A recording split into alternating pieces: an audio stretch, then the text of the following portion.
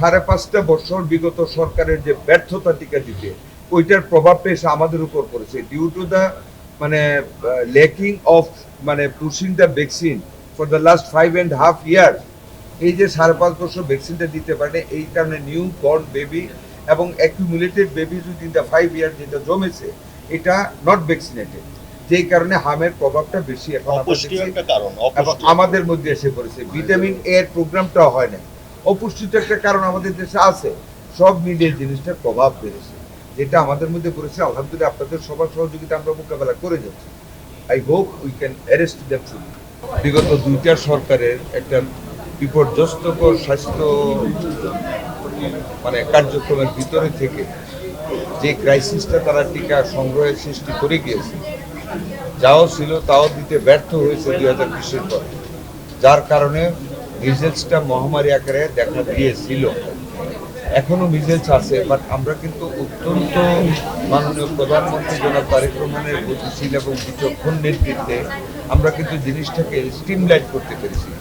We have been able to arrest the critical situation of the attack of the measles.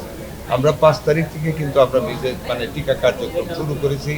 World health organisation এবং ইউনিসেফের যৌথ চেষ্টায় তারা যেভাবে আইডেন্টিফাই করেছে মানে সবচেয়ে বেশি সংক্রামক এলাকা মিজেলসের 18টি ডিস্ট্রিক্টের 30টি উপজেলা, আমরা 5 তারিখ সকাল থেকে আমরা টিকা কার্যক্রম শুরু করেছি। আমাদের ওই দিন লক্ষ্য ছিল 76,000 বেবি আমাদের টিকা নেবে। আলহামদুলিল্লাহ 73,000 বেবি সেই দিন টিকা নিয়েছে। তার মানে আমরা 96% পর্যন্ত সফল হয়েছি প্রথম দিনেই টিকাদান কর্মসূচি।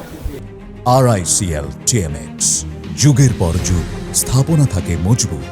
আগামী 12 তারিখ থেকে Dhaka city north, Dhaka city south city corporation, Mymensingh city corporation এবং বরিশাল সিটি কর্পোরেশনে টোটাল আমরা টিকা কার্যক্রম শুরু করতেছি এবং 3রা মে থেকে সারা বাংলাদেশ ব্যাপী এই টিকা কার্যক্রম, বিভিন্ন টিকা কার্যক্রম শুরু হবে এবং অদম্য গতিতে এবং নির্ভেজালভাবে কোনো রকম বিরতি না দিয়ে আমরা প্রতিদিন আমরা জনগণের পাশে থেকে টিকা কার্যক্রম চালিয়ে যাব, যাতে করে এই ধরনের যেগুলি রিপিট হয়েছে প্যান্ডেমিকগুলি যাতে আমাদেরকে কাবু না করতে পারে।